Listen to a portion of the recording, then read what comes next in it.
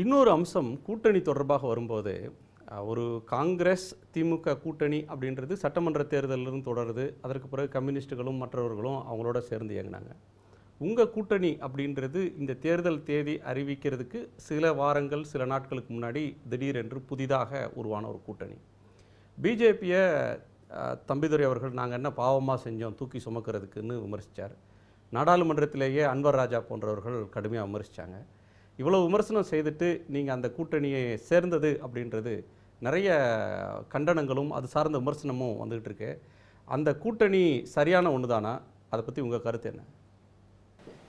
இது எங்களுக்கு பொருந்தும் நீங்கள் சொல்லாதீங்க. திமுக 100% பொருந்தும். ஏன்னா திராவிட முன்னேற்ற கழகத்திலிருந்து வைகோ பிரிஞ்சு போனார். அப்போ என்னென்ன கருத்துக்கள்லாம் வெளியிட்டார்? உங்கள் ஊடகத்தின் வாயிலாகவே பல கருத்துக்களை வெளியிட்டுக்கிறீங்க, பத்திரிகையின் வாயிலாக வெளியிட்டுக்கிறீங்க. இன்றைக்கு வைகோ அவர்களே ஒரு தனி கட்சி வச்சு திராவிட முன்னேற்ற கழகத்து சின்னத்தில் நிற்கிறார்.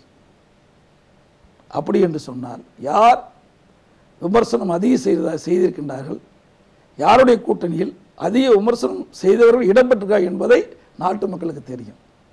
ஆகவே அனைத்து இந்திய அண்ணா திராவிட முன்னேற்ற கழகத்தை பொறுத்த வரைக்கும் ஆளுங்கட்சியாக இருக்கின்ற பொழுது எதிர்க்கட்சிகள் சிலர் விமர்சனம் செய்வது அது வாடிக்கைத்தானே எப்பொழுதும் இருக்கிறது. இப்போ மட்டும் கிடையாது.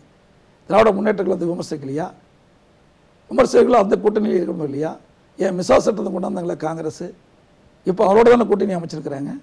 இன்றைக்கி 2 நாட்கள் முன்பு கூட எதிர்க்கட்சி தலைவர் ஸ்டாலின், திராவிட முன்னேற்றங்களுடைய தலைவர் ஸ்டாலின் சொன்னார், நாங்கள் மிசாவையே பார்த்துவீங்க, இதுக்கெல்லாம் அஞ்ச மாட்டேன்னு சொன்னார்.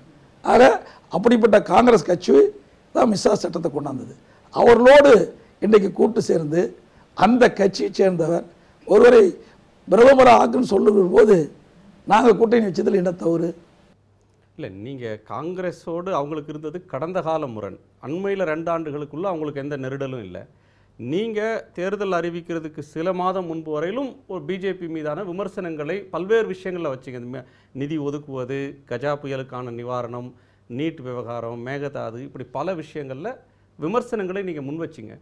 விமர்சித்து விட்டு கூட்டு சேர்ந்தது ஒரு விமர்சனத்துக்கு ஆளாகுதுன்னு கேட்குறேன். அதாவது ஒவ்வொரு கட்சிக்கும் ஒரு கொள்கை உண்டு. அந்த கொள்கையின்படி தான் அந்த கட்சி வழிநடத்தி செல்வாங்க. அனைத்து இந்திய அண்ணா திராவிட முன்னேற்ற கழகத்தை பொறுத்த வரைக்கும் மக்களுக்கு நன்மை செய்ய வேணும். மாண்புமிகு இதயம் புரட்சித் தலைவர் மறைவுக்கு பிறகு இந்த இயக்கத்தை கட்டி காத்து இந்த ஆட்சியை சிறப்பான முறையில் வழிநடத்தி செல்ல வேண்டும் என்ற அடிப்படையிலே நாங்கள் ஒரு மிகப்பெரிய கூட்டணி அமைத்திருக்கின்றோம். நான் பதவியேற்று 2 ஆண்டு காலம் ஆகின்ற முதலமைச்சராக. ஆக இந்த 2 ஆண்டு காலத்திலே இன்றைக்கு தேவையான நிதியை பெற வேண்டும். மத்திய அரசோடு இருந்து இணக்கமான சூழல் இருந்தால்தான் நமக்கு தேவையான நிதியை பெற முடியும். அது மட்டும் இல்லாமல் ஒரு கூட்டணி பலத்தோடு நாம் இந்த தேர்தலை சந்திக்கின்ற பொழுது எதிர்காலத்திலே தமிழகத்திலே அதிக திட்டங்களை கொண்டு வர முடியும், தேவையான நிதியை பெற முடியும். அவை எதிர்க்கட்சியாக இருக்கின்ற பொழுது அந்த வாய்ப்பு குறைவாகிவிடும். அதை கூட்டணி சேர்ந்து கூட்டணியில் அங்கம் வைத்து தேர்தலை சந்திக்கின்ற பொழுது அவர்களும் இதில் பங்கு பெறுகிறார்கள். இந்த மாநிலத்தினுடைய அக்கறையில் அவரும் பங்கெடுத்துக் கொள்கின்றார்கள். அப்படி பார்க்கின்ற பொழுது மத்தியிலே ஆட்சிக்கு நிச்சயம் பாரத பிரதமர் நரேந்திர மோடி அவர்கள் வருவார்கள். அப்படி வருகின்ற பொழுது பாரதிய ஜனதா கட்சி ஆட்சிக்கு மத்தியிலே வருகின்ற பொழுது தமிழகத்திற்கு நிறையான திட்டங்கள் நிறைவேற்றப்படும்.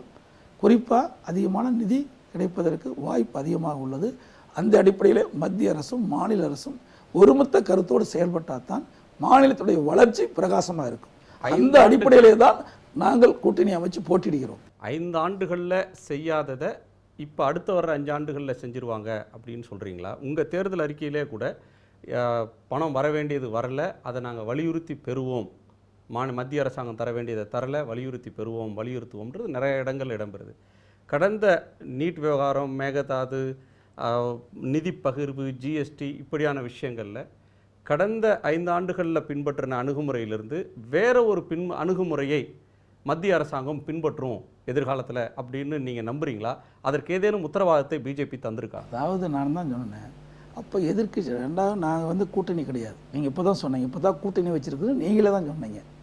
அண்மையில் தான் கூட்டணி ஏற்படுத்தப்பட்டதுன்னு சொன்னீங்க. ஆகவே நாங்கள் கூட்டணி வந்த பிறகு அவர்கள் எங்களோடு பங்கு பெறுறாங்க. அவர்களும் எங்களோடு சேர்ந்து தான் பங்கு பெற்று தான் மக்களை சந்தித்து வாக்குகளை கேட்குறோம். தமிழ்நாட்டுக்கு என்னென்ன திட்டங்களை கொண்டு வரும் என்று எங்களுக்கும் பங்கு இருக்குது, எங்களுடைய கூட்டணி கட்சியை சேர்ந்தவர்களுக்கும் பங்கு இருக்கின்றது. ஆக மத்தியிலே ஆட்சி வருகின்ற பொழுது நாங்கள் சொல்லுகின்ற திட்டத்தை தமிழகத்திலே நிறைவேற்றப்படுவார். ஸோ அணுகுமுறையில் மாற்றம் வரும் நிச்சயம். அதனால் இப்போ ஒரு எதிர்க்கட்சியாக இருக்கும்போது வேற ஒருமித்த கருத்து ஏற்பட்டுப்பட்டு ஒரு கூட்டணி அமைச்ச பிறகு அந்த கூட்டணியுடைய தர்மத்தின் அடிப்படையில் அனைவரும் ஒருமித்த கருத்தோடு தான் மக்களிடத்திலே சந்திக்கிறோம்.